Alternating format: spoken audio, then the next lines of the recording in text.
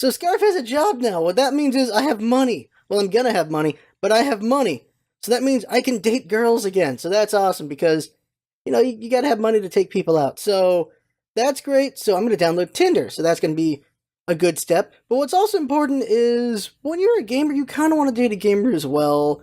Like, you just want someone who's kind of in the same hobby as you so that you have something to talk about. It really helps out. So I'm also going to try getting like a Tinder for gamers, so I'm going to download Grindr.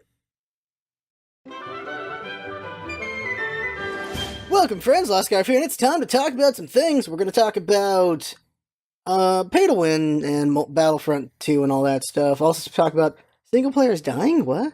We're going to talk about Stranger Things 2, Destiny 2, Wolfenstein 2. The year of the sequels up in here, apparently. Mario Odyssey. I will talk about politics just a little bit with Clinton and Mueller and stuff going on there. And then there's something I want to talk about. And then I'm going to talk about giveaways at the end. So let's go. First up, of course, is the channel. First day of work has happened. So streams are going to be from 6 to 8 every night as much as I can. Like, that's the plan. 6 to 8, earlier if I can. I get off work at about like 3-ish. And I want to do a little bit of like exercise and stuff. Get me more fit and everything for the job so I don't get killed on the job. It's kind of important. So I need to do some training. And so I'm going to have some training before we do the streams and such. So just doing that as well. On the weekends, we're going to see a lot of streaming, especially now because Destiny 2 is really fun. Wolfenstein 2 is really fun. And Super Mario Odyssey is really fun. Of course, there's also Rabbids. There's also the XCOM streams. And then Stardew Valley for Hangouts. There's just so many fun games right now. We're going to see a lot of streaming because of that. But Phoenix Wright 2 needs to get finished, and my voice is finally back. So we're going to finish Phoenix Wright 2 hopefully this weekend, and then that'll be done. And then after a bunch of LPs are done, like Wolfenstein 2, Destiny 2, and all these LPs are done, we'll go back and do Professor Layton 2, and then continue forward with Phoenix Wright and everything. So I might try to practice voice work just randomly during streams, just doing voices for fun to keep the practice going. That might be a thing I decide to do, or I just practice in the car more. We'll see what I do. That's everything with the channel. Just expect to stream every single day at like 6 p.m. PST. Just expect that. If earlier, great, but there won't always be that. Weekends have a higher chance, obviously, since I'm not working on the weekends. So there's that. Now, gaming topics. Battlefront 2, pay to win. It's pay to win. Like, if you have not seen any of the stuff about it, the way this works is, in Battlefront 2, the only way to progress and get power is through the loot boxes in the game. You get money in the game to open these loot boxes, but you can also spend actual money to open the loot boxes as well. That's a thing you can do. And these cards, some of them are ridiculous. Some, like the big one that always gets pointed out is, of course, the Boba Fett one, the one where if you get the rarest one, you take no damage when you do a jump attack. Where you're using your jump jets to jump up and you're shooting it down at the enemy. It's only for a while, but being invincible at that point is pretty huge. So that's something to worry about, is that there's some horrible balancing when it comes to the cards. You can be someone with no cards versus someone who has a bunch of cards, and you just get owned really badly. It's going to suck a lot. And what's amazing is this is not a universal dislike. This is what's weird. There are people justifying pay to win. And it blows my goddamn mind. They're like, well, we wouldn't have this game if they didn't we wouldn't have the DLC if they didn't do pay to win. We wouldn't have the free DLC if they didn't do pay to win. I'd rather have the DLC have to pay for DLC than pay to win. Because what this does is it makes me have no interest in playing versus. I have no interest in playing multiplayer if I'm going to get freaking rolled by cards. I have no interest in it, especially because it's random. So you're not really earning for your favorite class. If you really like the Scout, I think it's called the Scout, the Infiltrator, the one that uses Sniper primarily. If you're really into a certain class, you have to get lucky with the cards you get. You can't directly gain, and that is extremely frustrating. There is an ability to upgrade the cards once you get them, but my understanding is you can't just craft the cards you want. If I'm wrong on that, then obviously the way they're going to do it is you can craft the cards you want, but you got to get that currency from the boxes, and that's still not a perfect situation. But the fact people are justifying this blows my damn mind. There's also this one, which is, sweet honey child, no way. The belief that your level does increase with the power of your cards, so great, okay. So Matchmaker's going to balance this out. What he's going to do is, all the high-level card people are going to fight only high-level card people. In a 20v20, they assume that they'll force the high-level card people to wait 5 minutes, whatever, to get into a game so that they can fight it out. So it's only high-level people. If you have any experience with Matchmaker, even for a month, you understand that that's the stupidest thing that anyone could say. What they're going to do is they're going to put, like, let's say 40 is the max level, whatever. They're going to put 2 40s, one on each side, and then whatever else for the rest. They're going to try to balance out the numbers on each side, but you're going to have high-level people, and they're going to have low-level people. That's what Matchmaker is going to do, because that's what Matchmaker always does. That is how it rolls. Or it's going to have a bunch of high levels here and a bunch of medium levels here, because Matchmaker is always stupid. We know this. We've always known this. Please don't act like we don't know this. It's not going to go well. It's not going to be good. It's going to suck, because no one has mastered Matchmaker. If Blizzard can't do it, if freaking Steam can't do it, it's not going to happen. It's not an easy task to do. Matchmaker is a pain in the ass, and it's going to do a best of both worlds kind of thing they can try to do, and you're not going to make the whales wait.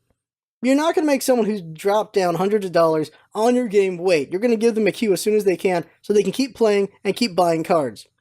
You're not going to make them wait. That is such a dumb argument to make. Please stop making it, people who are making it.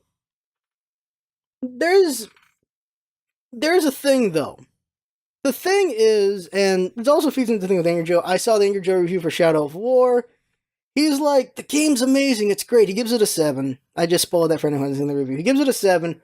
It could have been an 8, but the microtransactions they constantly show you the microtransactions. And people are justifying the microtransactions that you don't need to buy them. It's fine, you don't have to buy them. And that is the thing. But for me, it's like, it's not good enough. Like, you have to make an actual stand. Just buying the game? Well, then there you go. No surprise, really successful game is still really popular game is still successful because no one's really willing to make that stance. But what's frustrating about that is what Angry Joe points out, and that is, this is them preparing us for later. And this is what happens in gaming.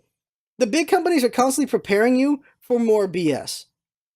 They're constantly preparing you for more BS so that you're okay with the next thing. That is what happens. That is the shifting goalposts. As generations come in, as the new people come in, and they just see that all these really scummy pay-to-win situations, or pay-to-play situations, or whatever with microtransactions, they just see that as the norm.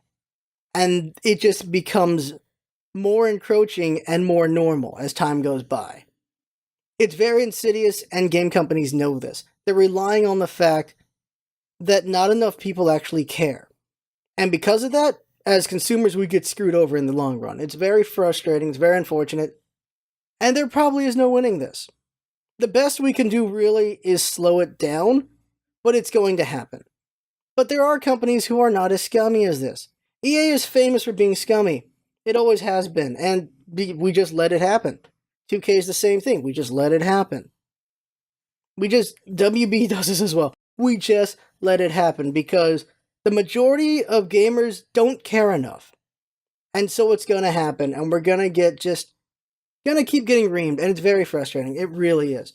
But here's the thing about pay to win, pay to play, and all that stuff. It's been around for years. It's been around for a very long time. Not in consoles, not in PC necessarily. Some PC if you're playing MMOs that are free to play with a bunch of whatever things, but it's always been in mobile. It's always existed in mobile. Art of War, all those games like that, the new Final Fantasy 15 game where you build a base, that genre of game has always been pay to win. I've played those games for years, and I try my best to do really well as a free player, but eventually you just come up to a whale, and it doesn't matter what you do, you get crushed like you were nothing. Doesn't matter how many months, how many years you dedicate to building, a whale who's been playing for a month or so can destroy you, or even a couple days, if they're willing to drop a crap ton of money, and some people are. I did meet a whale who, for fun, he'd get drunk and drop 10k on a night and just rush and destroy everyone in a server. Just ruin a server. It's, not server, kingdom. Just ruin a kingdom. And it's just horrible, because servers usually can hold like 50 kingdoms. And it's just pretty damn horrible.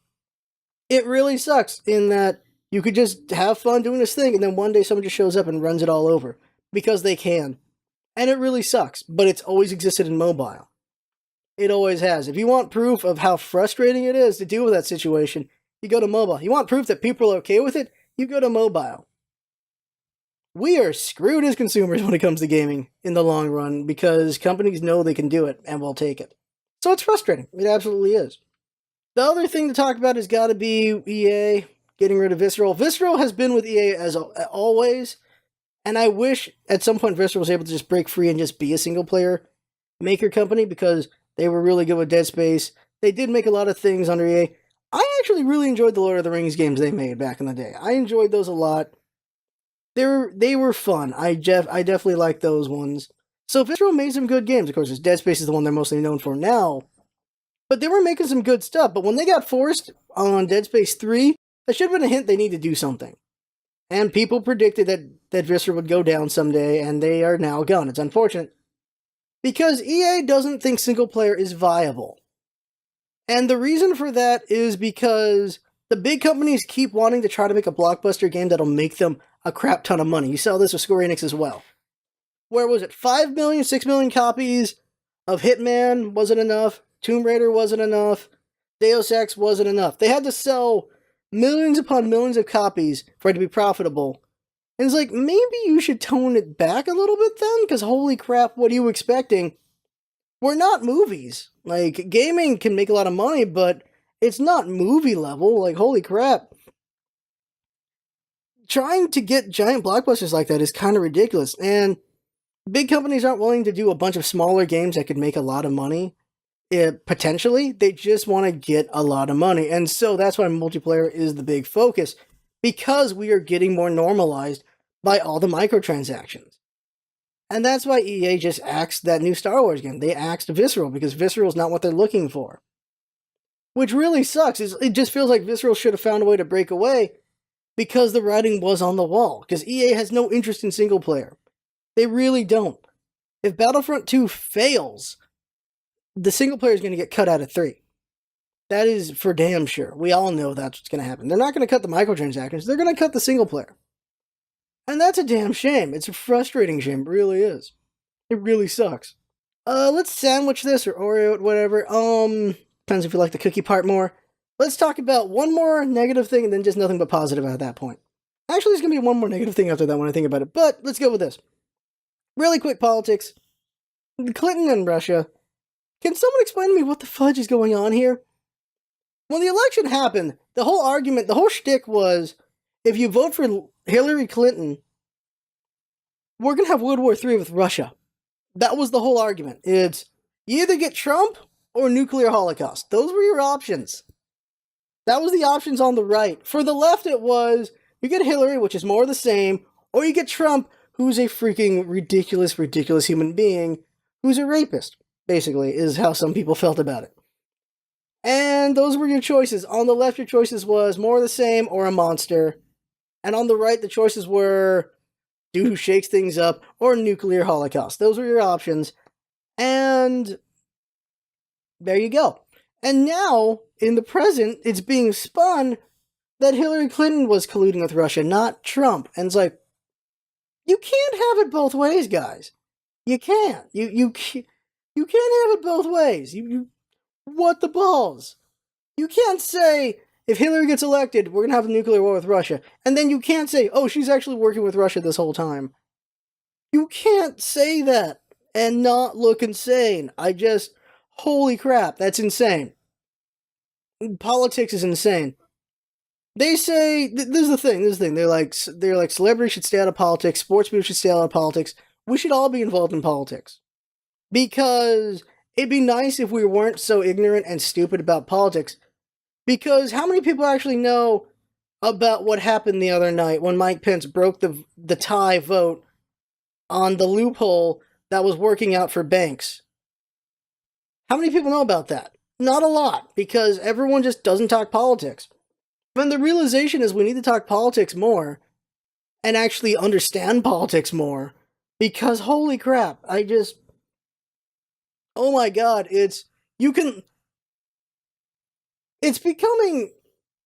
lie to everyone some of the time, you can lie to some people all of the time. It used to be the thing. Now it feels like you can lie to everyone all of the time. It is very much being proven that, and it's kind of scary. It's very scary. It's mind-blowingly scary, holy crap. Just what the crap. And then, of course, This whole thing, the belief is the reason why this is all coming up, this whole misinformation and ridiculousness, is because Mueller's happening. Right now, Mueller has finally filed his first charges, and we'll see what those are soon enough. And I'm definitely curious what that's all going to be about. But then there's the other thing, and that is Russia. There are Russian bots, there are people in Russia doing a lot of ridiculous things. Like, the idea of Russia is destabilization. They didn't push for Trump to win. They pushed for either side to win. The idea was, if you look at what was going on with Facebook as well, they were pushing Black Lives Matter to the extreme. They were pushing Trump agenda to the extreme, Clinton agenda to the extreme, Sanders agenda to the extreme. They were pushing every angle as far as they could to the extremes, because if we're going really extreme, then all we do is hate each other. And they've succeeded pretty much. Of course, we added to the fire ourselves. And that's really terrible. Because that's the goal. When it comes to the Russian side of things, the goal is to destabilize the US in general. And by just pushing extremism. And it's working. It really is. So, not good, guys. Not good at all. Now to positives. Destiny 2 is amazing. Oh my god, I'm really enjoying it. It's so damn fun. That LP is going to go somewhere. I'm wanting YouTube. I'm wanting the main channel, but we'll see if it goes to ScarfVLOG'D. Wolfenstein 2 is freaking amazing. It's really gory. It's amazing camera work there. Amazing camera work, amazing visuals, amazing sound. I really am enjoying Wolfenstein 2. It's so dang good. And it's like, yeah, well, you're fighting literal Nazis here, people. It's okay to punch a Nazi. It's okay to laser beam a Nazi. It's okay to hatchet a Nazi. It's okay to do a lot of things to these Nazis, guys. These are literal people who think other human beings are lesser, who think other human beings just... I'm a scientist. During World War II, humans were treated as lab subjects. They were treated as lab rats. The Nazis did things to human beings that were ridiculously monstrous. We have a strong understanding in pain study because of the Nazis. They saw how far the human body could go when it comes to pain.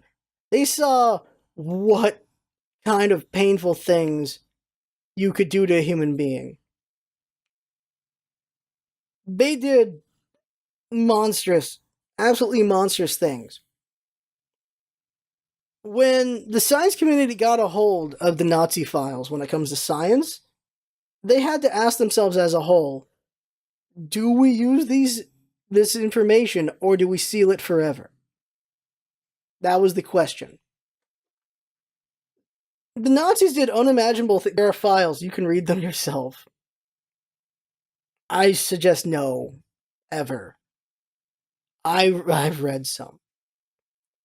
They did monstrous things that no human being should have been capable to do another human being. And they did it because they did not see this other human being as a human being. They saw them as nothing. They saw them as just something for testing. And it's absolutely horrible. Literal Nazis are absolute monsters. And I'm happy to murder them horribly in a game. There's no both sides of this. These are literal monsters. We have romanticized murdering Nazis for decades. It's so weird how Nazis are back. I said that last week. It's so weird they're back. Wolfenstein isn't a political statement. It is what it's always been. Killing Nazis and having fun doing it. Ridiculous. Super Mario Odyssey? Very fun, extremely fun. I'm loving this game. I like the novelty. I'm really enjoying the motion controls. I'm really enjoying the different things you can take over. I lost my damn mind when I took over a T-Rex. I lost my damn mind. I had way too much fun being a T-Rex. It was awesome. I really enjoyed that. Oh man. Because it's like back in the day when we did Dragon Commander. It's like, I'm a dragon, this is awesome. Now it's, I'm a T-Rex, this is awesome. It's fun just being the big thing wrecking things. That's why I really like Godzilla games, except for, of course, that really recent bad one on PlayStation. That wasn't very good. The older games where you're just wrecking buildings is very fun. It's fun to play games where just this giant thing wrecking things. Probably why I really love MechWarrior. It's fun being this giant machine and just destroying other giant machines and destroying buildings and bases. It's really fun. Super Mario Odyssey, very fun. We'll see more of it. That one will go on the ScarfVLOG'D channel on YouTube as far as YouTube goes. Like, if you don't like Twitch, there will be a YouTube of Super Mario Odyssey, but it'll be on the side channel. It can't go on the main channel because I don't want to deal with Nintendo hating me. I don't want to deal with that. I just don't, so it's not going to be there. What's left is to talk about Stranger Things 2. Stranger Things 2, we're up to episode 6, me and Jinx, so we'll probably do a review video. It is so, like, if you've not seen Stranger Things at all, I enjoy it. It's, like, there's some horror to it. It's very much, there's a lot of suspense. It's like a suspense thriller, I think the best way to put it, with some sci-fi. The actors act the crap out of, Winona Ryder acts the crap out of Stranger Things. It's really good. Like, season 1 was very tightly wound, and season 2 is more spread out and a slower burn. But both seasons have been very entertaining. There's only 3 episodes left for me and Jinx to see. I'm very curious how it's going to go and end. But it has been very interesting, and it does have some of the problems of being a sequel is, well, you have to cover so many bases and so many things, but it's been very, very entertaining for the most part. I'm really liking Stranger Things 2, and I'm curious to see how it ends tonight. Last thing is, someone makes a statement in Stranger Things 2 about conspiracy and about normalcy, and it seems, honestly, it's true. And I'm going to make a connection to anecdotal. When it comes to the veil or the curtain, revealing what's behind the curtain, stuff like that, nobody wants to really see that. Nobody really wants life to be not really normal in a way.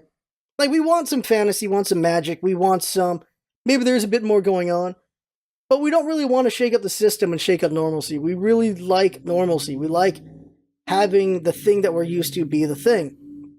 And if there was a conspiracy where the government was just doing something really messed up or whatever, how many of us would actually want to believe it or actually believe it? We kind of have a confirmation bias, or also just a bias towards what we want. And we see that plenty of times in politics where straight up lies can be said and we'll just believe it because that's what we want to believe. And that's unfortunate. It's really not good. And so the argument Stranger Things makes at one point is that, like, oh yeah, you could tell everyone about what's going on in this show, and they're not going to believe you. Because if anyone says, no, it's not true, well, then they're going to believe that, because that's what they want to believe, because believing this would shake everything up. And who wants things to get shaken up if they're just having a normal life or just getting by? They don't want to have on top of that this whole craziness. And that's pretty true. And I'll anecdotal this. I caught my mom cheating on my father. What happened was, my mom usually picks me up from school. This is in high school.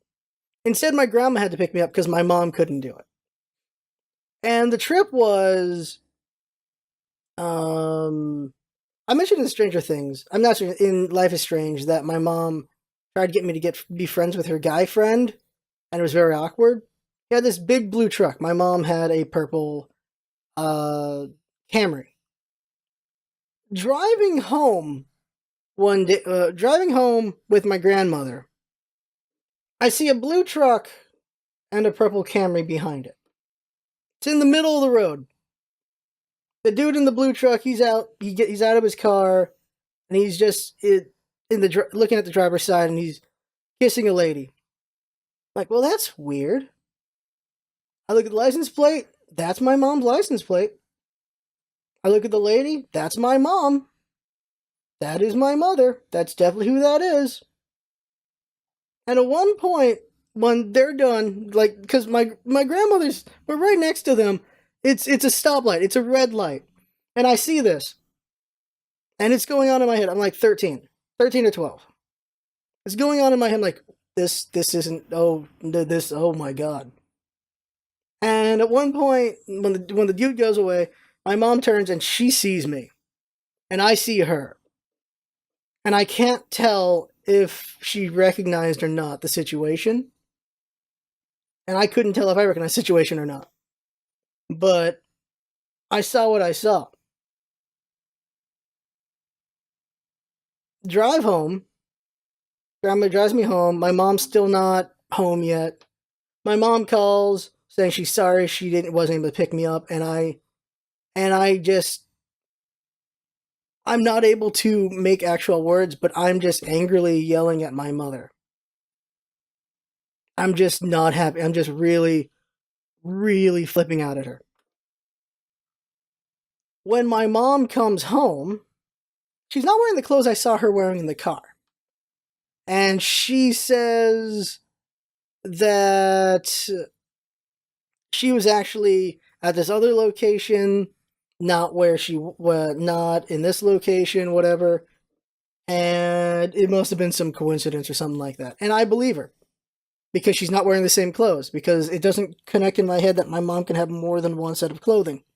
Despite the fact I saw her car, I saw her license plate. That truck is obviously the guy friend. Despite all these things, I choose to believe my mother. I choose to believe that she isn't actually cheating on my father. I choose to believe that. That she did not flake out on taking me home from school so she can be with her boyfriend. I chose that.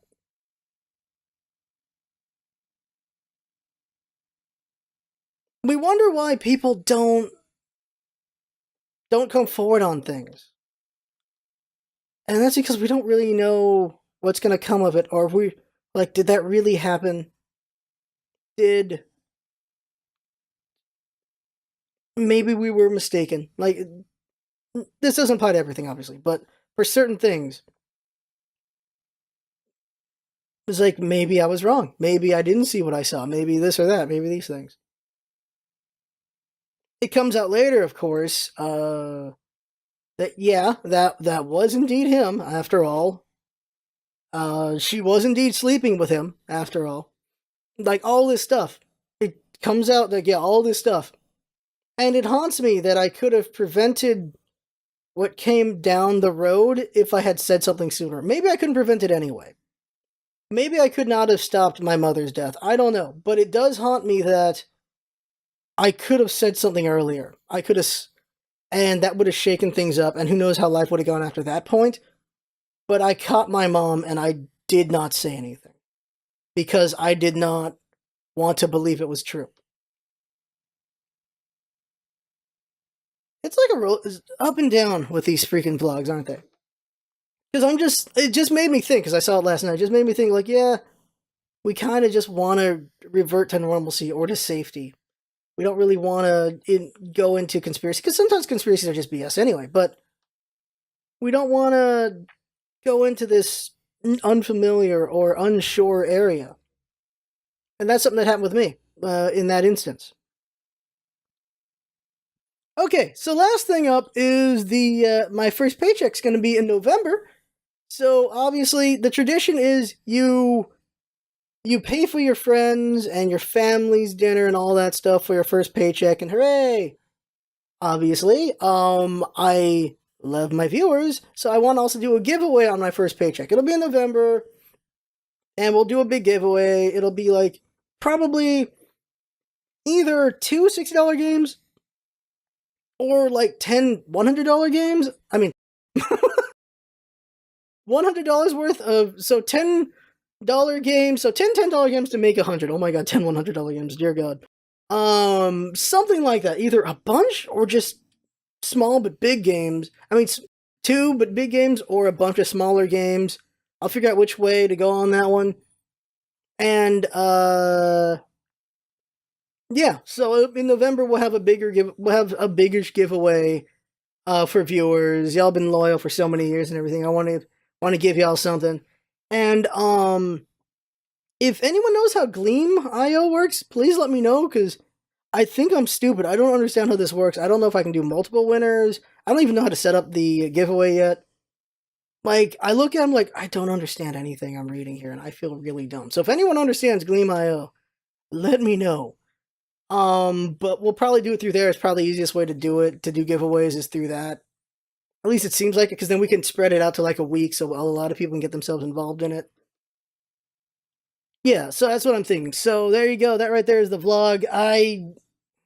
what was I trying to do with this vlog? I don't. It's whatever's on the mind always. That's what it is. And so it gets heavy, it gets light, it gets heavy, it gets light. It's both because I'm insane. So there you go. That right there is the vlog. I had fun talking about it, fun watching and listening, and that's what it's all about, isn't it? Having fun. Thanks for coming by, and see you next time.